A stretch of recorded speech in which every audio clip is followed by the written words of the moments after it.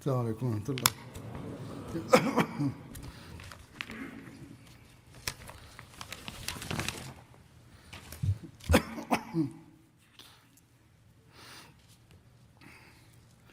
أشهد أن لا إله إلا الله وحده لا شريك له وأشهد أن محمدا عبده ورسوله أما بعد فأعوذ بالله من الشيطان الرجيم بسم الله الرحمن الرحيم الحمد لله رب العالمين الرحمن الرحيم مالك يوم الدين إياك نعبد وإياك نستعين اهدنا الصراط المستقيم صراط الذين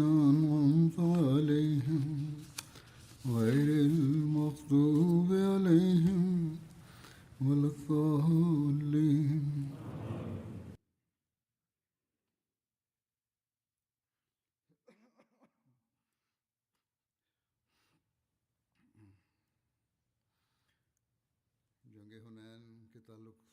Ще продължа да споменавам подробности относно битката при Хунейн.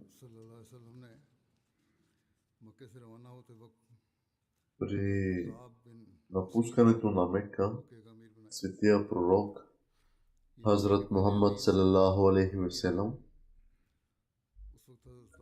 е назначил Хазрат Утаб бин Асиб за водач на Мека на свое място. Той е бил първият водач на Мека и той е бил назначен от светия пророк салалаху алейхи ва салям. Хазрат Утаб е бил твърд противник на ислама. Деня на завладяването на Мека, когато Хазрат Билал разделено е отправил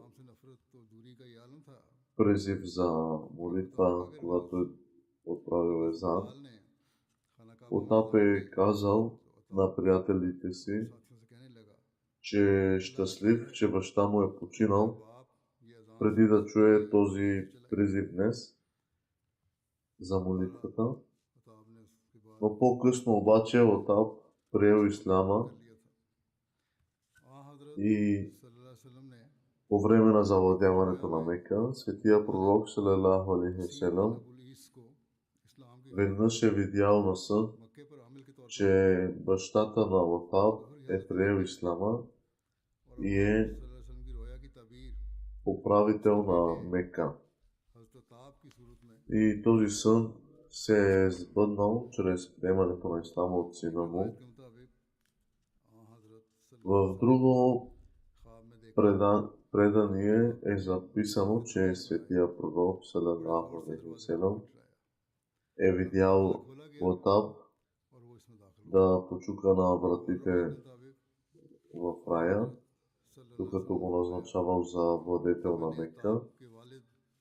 Светия пророк салалаху алейхи ва салям посъветвал Утаб да се отнася с доброта към жителите на Мека. И така той останал на този пост до смъртта на светия пророк салалаху алейхи ва салям. А в други предания се разказва, че е останал на тази позиция по време на халафата на Хазрат Абу Бакър.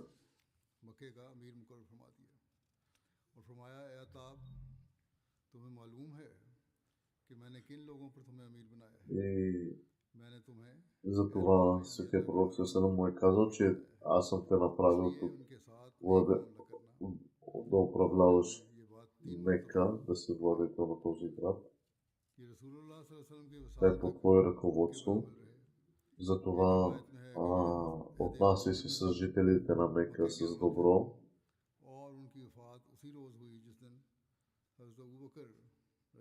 И в друго предание се разказва, че той е бил до халафата на Хазрат Умар, разеднадно. Когато са тръгнали на път за битката при Хунейн към Мека, светия пророк салалаху алейхи ва салям е тръгнал за Хунейн в събота през 6 Шуал и е пристигнал там на 10 Шуал.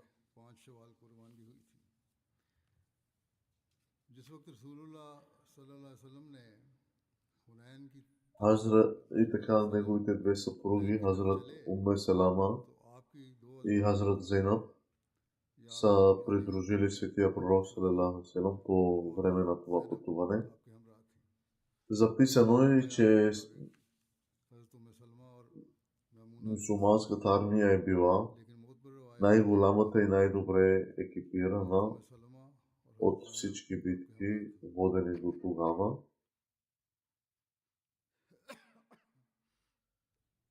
И е записано, че техният брой е, въпреки че е бил броя е бил по-малък от враговете, както и като брой хора, така и като въоръжени хора. Като оръжие са били много по-малко мюсюлманите.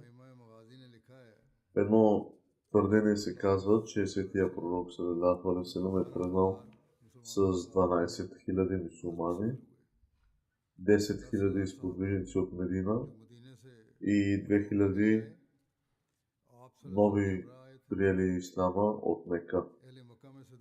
Някои са споменали 14 000, но в повечето случаи се споменава за 12 000.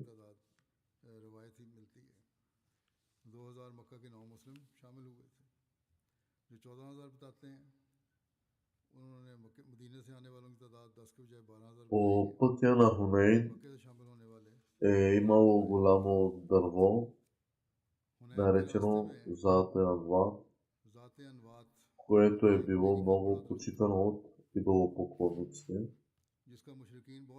И когато керванът минавал покрай дървото, някои, които бяха новоприели ислама в Мека, помолили светия пророк салалаху алейхи ва салям да им определи подобно дърво.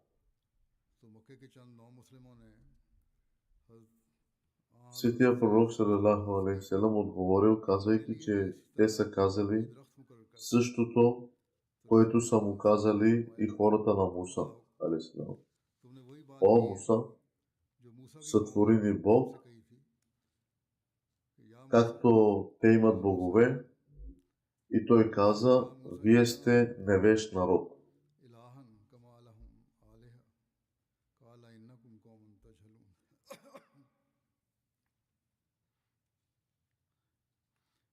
Светия пророк салалаху алейхи ва салям е казал, че те ще имат подобна съдба на тези хора, ако запазят същия начин на мислене.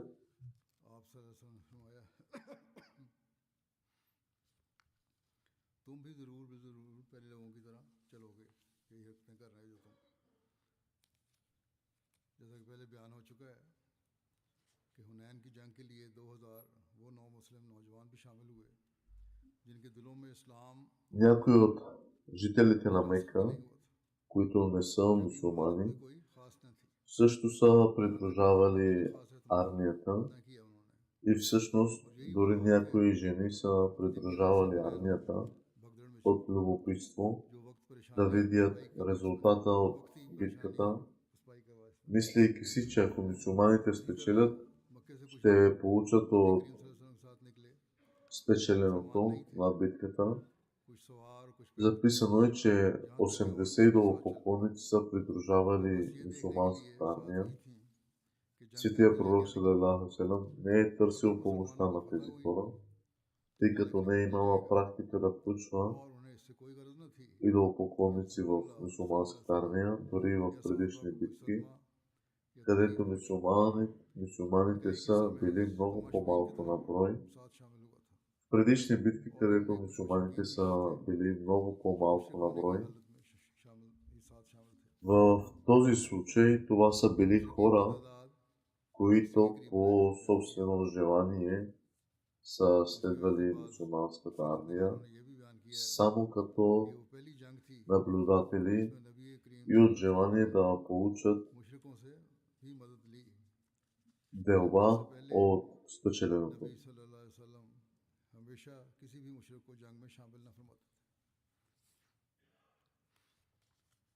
क्योंकि आप सल्लल्लाहु अलैहि वसल्लम फरमाया करते थे कि इन्ना ला नस्तईनु बिमुशरिक, कि हम किसी मुशरिक से मदद नहीं चाहते, लेकिन उनके मुताबिक जंग हुनैन में आपने पहली मरतबा मुशरिकीन को भी शामिल किया।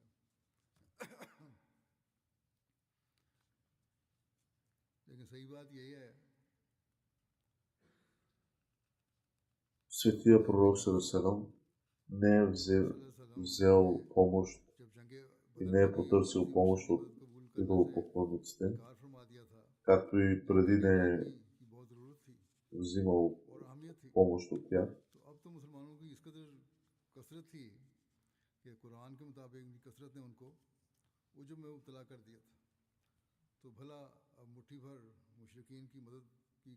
Затова това, което някои твърдят, че Светия пророк ﷺ е потърсил помощта на идолопоклонниците, това е грешно. Светия пророк ﷺ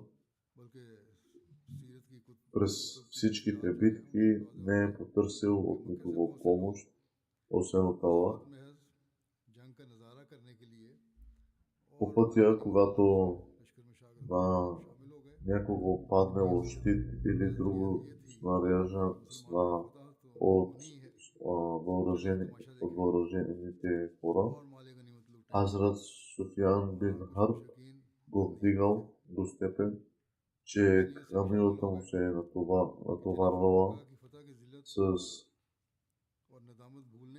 оръжието на другите, и един човек от армията, който бил тръгнал напред, се върнал и съобщил на Светия пророк салалаху алейхи ва салям, че е видял армията на авазините от планината, на която се е изкачил, и е забелязал, че тяхната армия е довела със себе си жените и добитъка си. Чувайки тази новина, Светия пророк салалаху алейхи ва салям се усмихнал и казал, че всичко това ще стане част от спечеленото им още на следващия ден.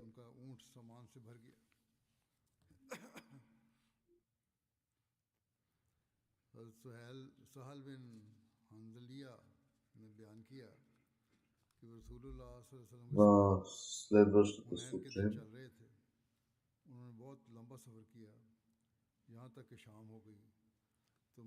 след сутрешната молитва, Светия пророк салалаху алейхи ва салям казал да се радват и да информират хората, че човекът, когото е назначил да стои на стража, през нощта се завръща.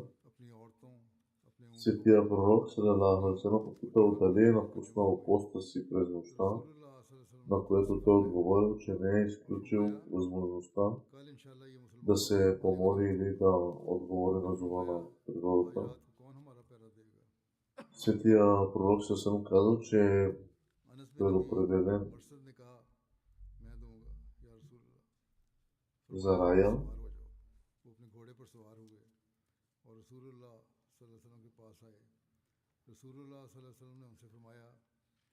इस घाटी में जाओ, ये पहरा वहाँ आपका नहीं था, बल्कि आपने फरमाया था इर्द गिर्द के इलाके की खबर लेने के लिए, उसके पहरे के लिए बात की थी, और उसके ऊंचे हिस्से में चले जाओ और हम तुम्हारी वजह से रात на 10 шувал ये ना हो कि तुम Светия пророк салалаху алейхи ва салям е пристигнал в Хунейн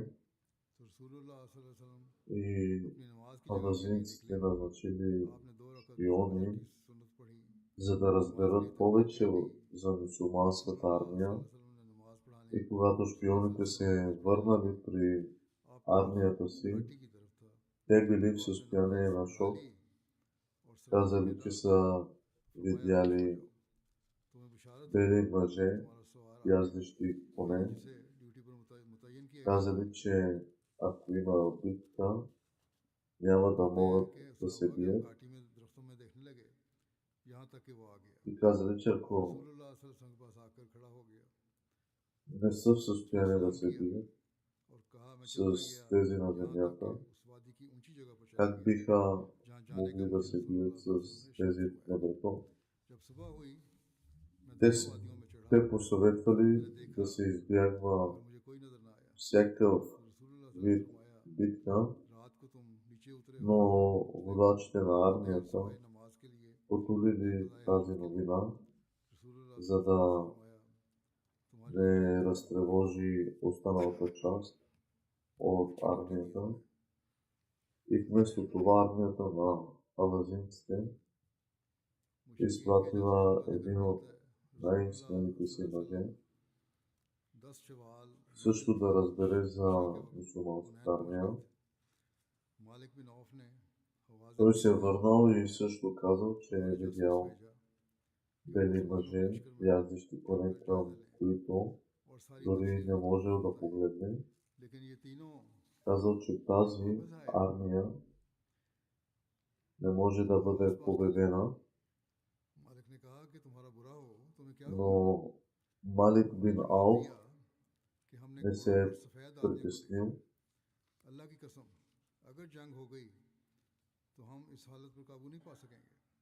Хората смятат, че е възможно тези хора да са видяли ангели или Аллах да е накарал страхопочитанието пред мюсюлманската армия да бъде ударено в сърцата им.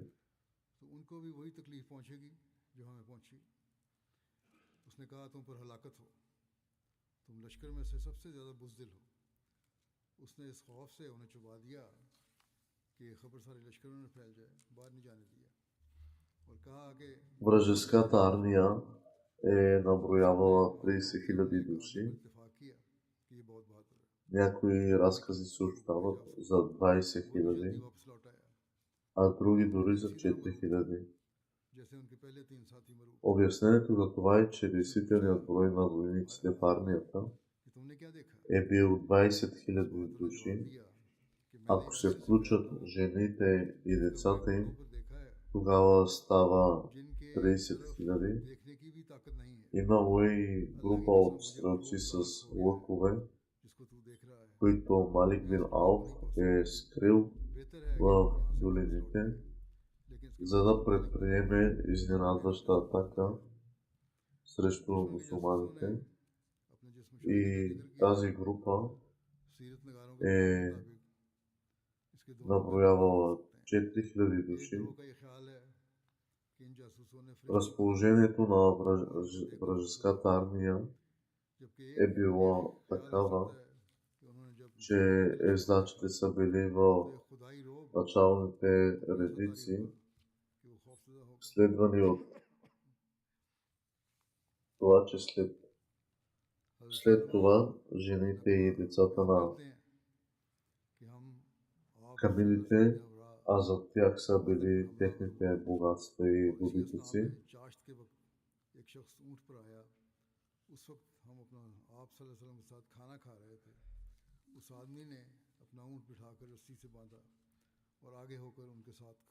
Светия пророк Селам е назначил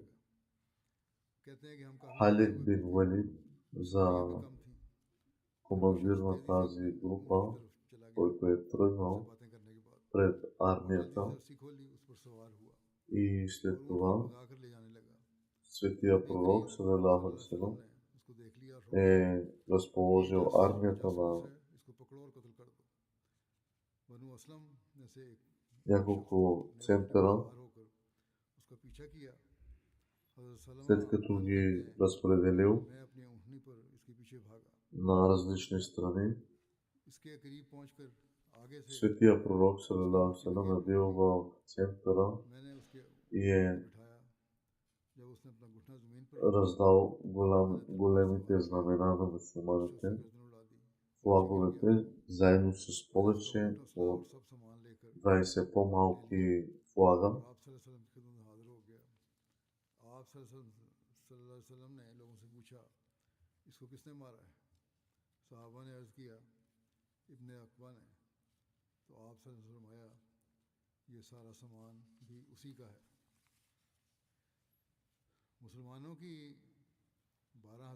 В друго предание се споменава, че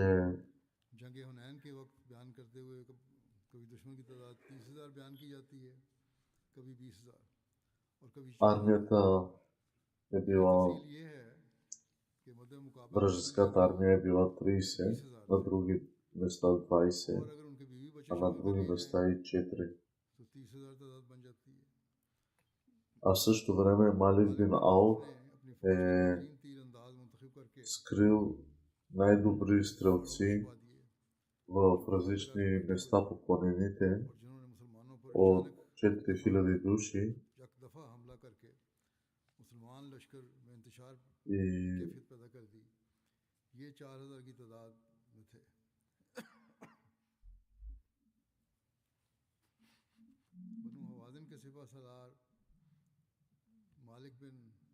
Малик бин Ауф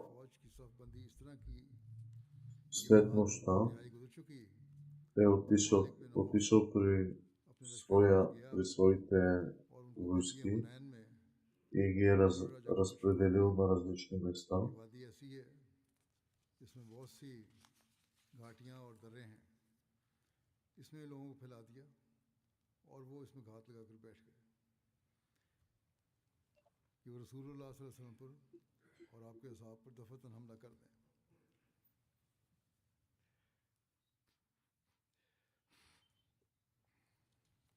Неверниците са били разпределени първо като най-напред са разпределени с първите редици са били с коне, след това мъже и след това жени и деца.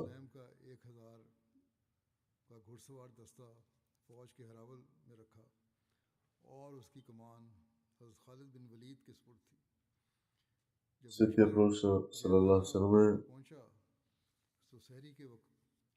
назначил Халид бин Валид за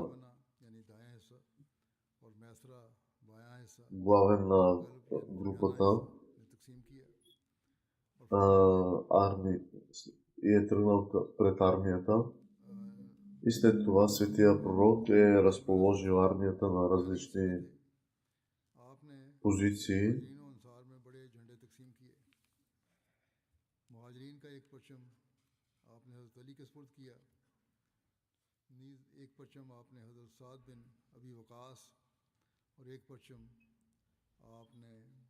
В деня на Хунейн един от мусулманите е казал, че няма да загубят поради големия си брой. И Светия пророк не е харесал това твърдение, а и свещеният Коран Аллах казва в свещения Коран относно това твърдение, че когато твоята голяма численост ще направи двор.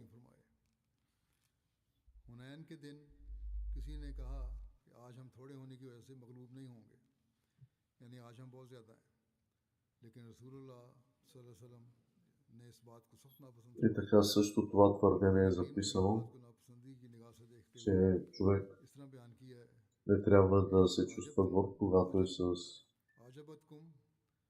доста народ, а да има вяра в Аллах. Когато твоята голяма численост ще направи горд, е записано в свещения Коран.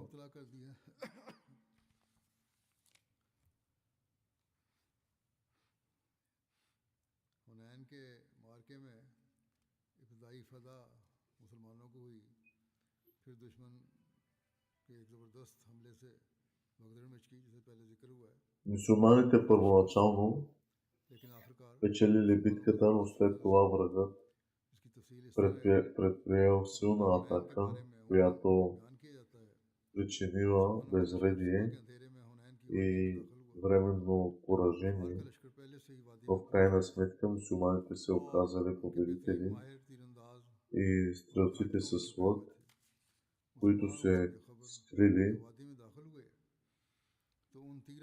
били тези, които предприели изненадващата атака, която причинила пълен безпорядък сред мюсюлманската армия, поставяйки само светия пророк салалаху алейхи ва салям и няколко от неговите сподвижници сами на бойното поле. Светия пророк салалаху алейхи ва салям обаче ги отвел всички обратно, което довело до силна атака от страна на мюсюлманите, която в крайна сметка довела до тяхната победа. Това е записано в Сахих Бухари, е разказано от Бара бин Азиб, който казва: нападнахме Бану Хавазин и те избягаха, когато мюсюлманите започнали да събират спечеленото от битката. Тогава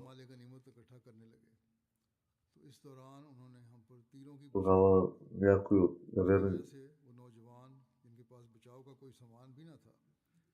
от неверниците започнали да ги замеряли с стрели, карайки безпомощните войници да избягат, но пратеникът на Аллах не избягал и без съмнение го видях на бялото му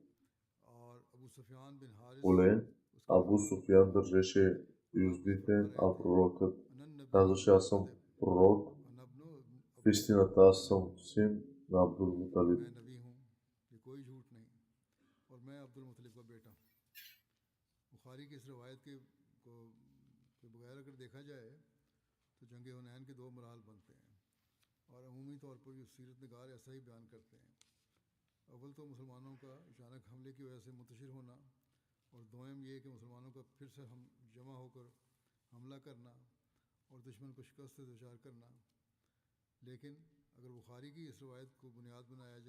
Въз основа на този разказ, битката е разделена на три части. Първата атака, предприета от мюсюлманите, причиняваща поражение на вражеската армия, след като някои мюсюлмани започнали да събират спечеленото.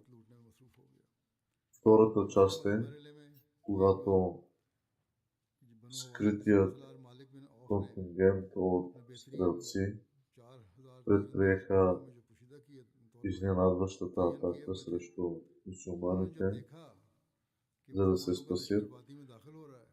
Мюсюлманите, сред които и нови мюсюлмани, бягайки на сигурно място, това кара мюсюлманската армия да се разпръсне. И третата част от битката е, че когато мюсюлманската армия се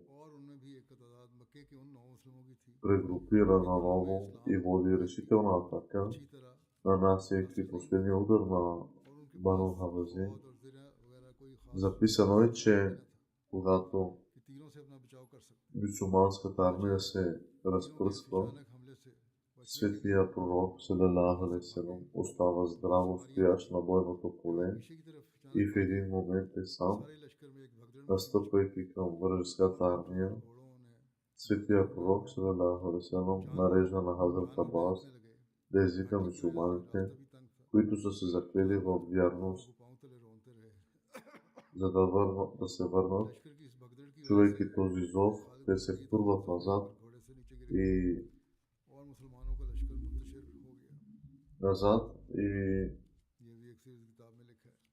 започват ожесточена битка срещу вражеската армия. Някои разкази се съобщава, че по времето, когато мусулманската армия се разпръснала около светия пророк, в даден момент е имало между 4 и 300 души,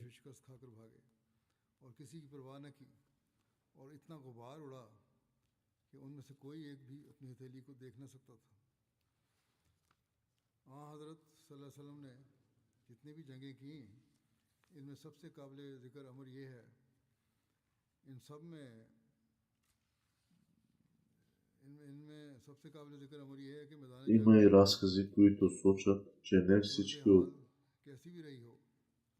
мусулманската армия са избягали, а по-скоро тези, които все още не са били силни в вярата си, като например тези от Мека, които току-що са приели ислама.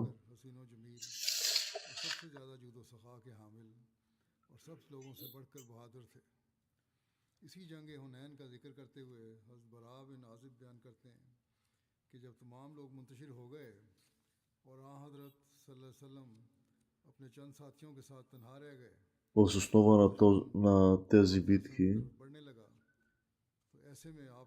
светия пророк салам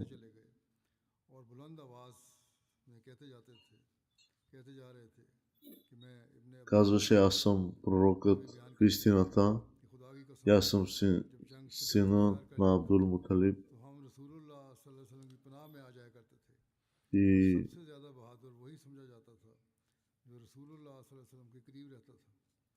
смелостта на светия пророк саллаллаху алейхи ва саллям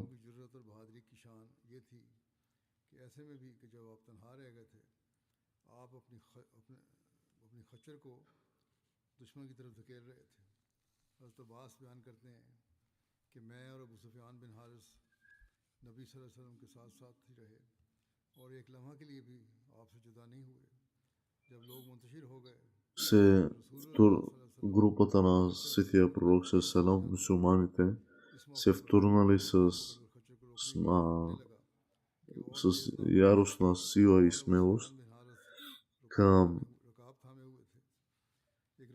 вражеската армия. И така започнала ожесточена битка.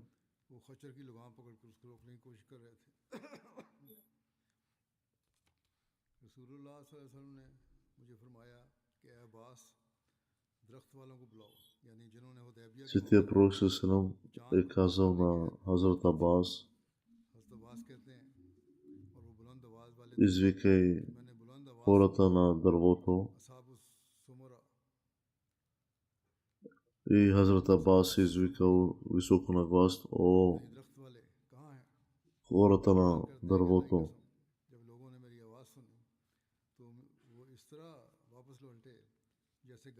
И така хората отговорили: лабейк, лабейк, о пророка на Аллах, ние сме тук, при теб сме. Това е разказ на Сахих Муслим.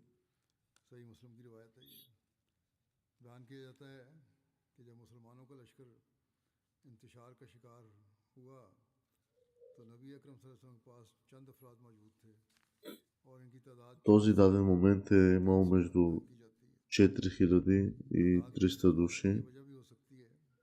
В различни разкази се споменават тези цифри. И има разкази, които сочат 300, а в други 4000. И не всички от мюсюлманската армия са избягали, а по-скоро тези, които все още не са били силни в своята вяра, като например тези от Мека, които току-що са приели ислама.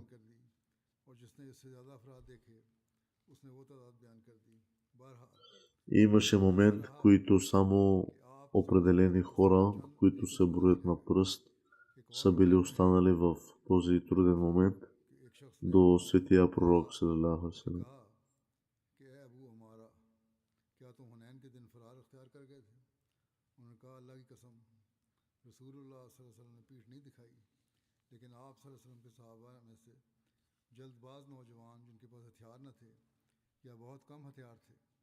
जब उनकी ऐसी तीरंदाज कौम से मुठभेड़ हुई जिनका कोई तीर खता न जाता था, यानी हवाजन और बनु नसर के जत्थे से उन्होंने मुसलसल तीरंदाजी की कि इनका कोई तीर शाज ही खता जाता। Светия пророк Селам каза една голяма смелост и която оставайки сам на бойното поле, извиквайки на глас, че аз съм пророк, истински пророк на Аллах и аз съм синът на Абу Талиб.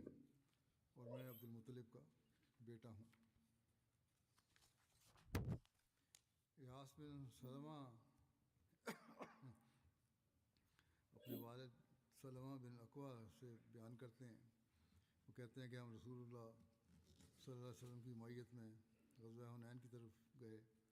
जब हमारा दुश्मन से सामना हुआ, मैं आगे बढ़ा और एक घाटी पर चढ़ा तो दुश्मन के एक शख्स से मेरा सामना, разказва се, че मैंने उसे तीर मारा един група от мюсюлманите,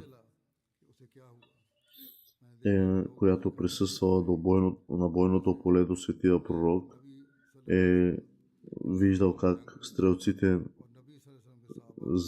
замервали със стрели светия пророк и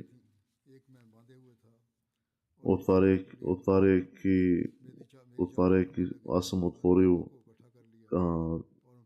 част от една дреха на метал, опитвайки да предпазя светия пророк, но светия пророк, смелостта на светия пророк бе удивителна. Хазрат Муслим Мауд разказва това събитие, че в битката Хунейн, когато част от мюсюлманската армия се отдръпнала назад и светия пророк ﷺ останал сам с няколко наброй сподвижници,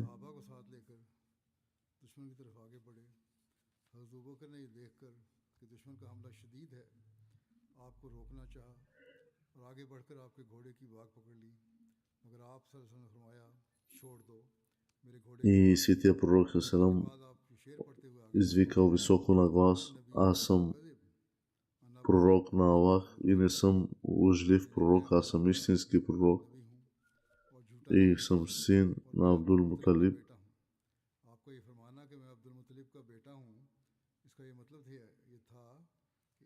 Това се имало предвид, че в момента на тази ситуация състоянието й бе нажежено, тъй като доста от мюсюлманите се отдръпнали назад и той останал сам с няколко души с идеята, че тогава светия пророк ﷺ е потърсил помощта от Аллах в този момент,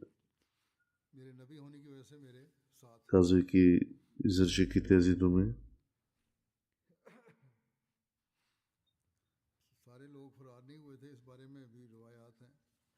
Разказва, че не всички са били тръгнали,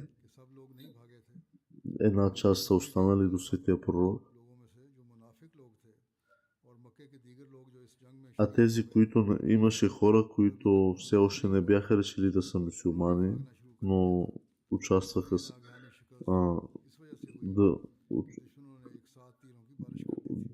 придържаха се с мюсюлманите, те са били избягали от бойното поле.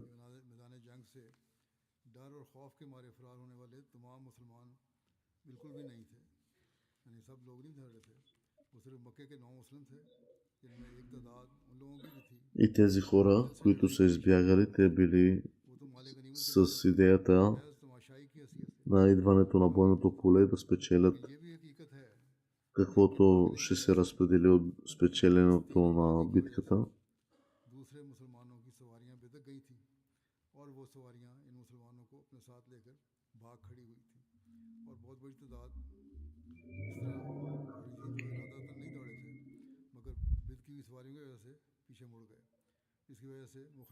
Ще продължа да спомена събития в следващата си проповед.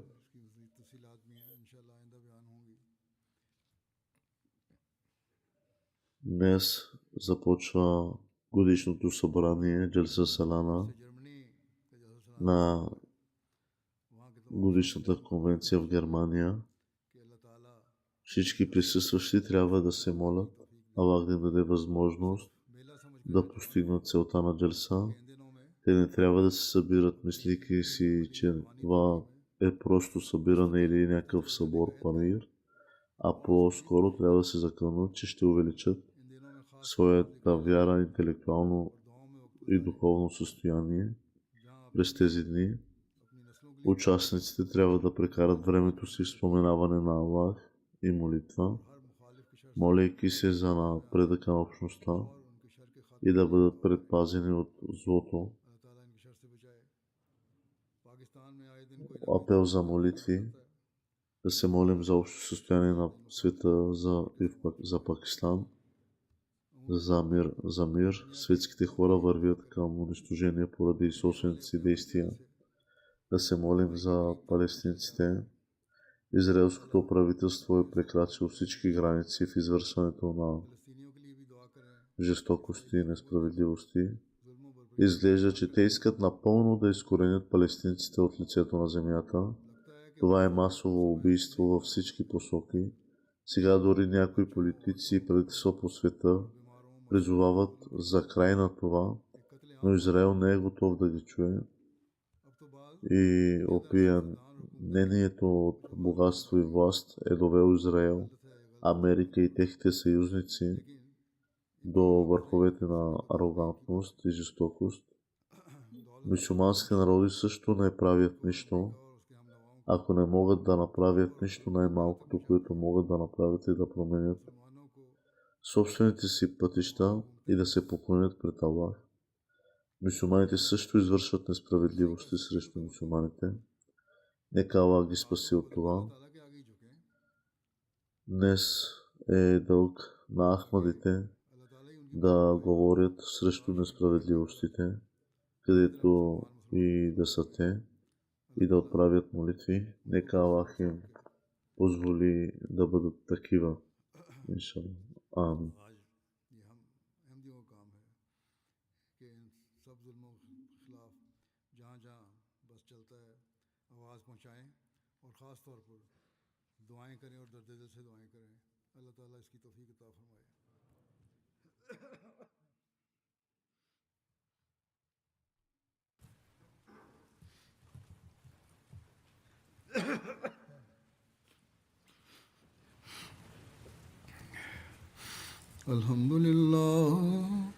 الحمد لله نحمده ونستعينه ونستغفره ونؤمن به ونتوكل عليه ونعوذ بالله من شرور أنفسنا ومن سيئات أعمالنا من يهده الله فلا مضل له ومن يضلل فلا هادي له ونشهد أن لا إله إلا الله ونشهد أن محمدا عبده ورسوله عباد الله رحمكم الله إن الله يأمر بالعدل والإحسان وإيتاء ذي القربى وينهى عن الفحشاء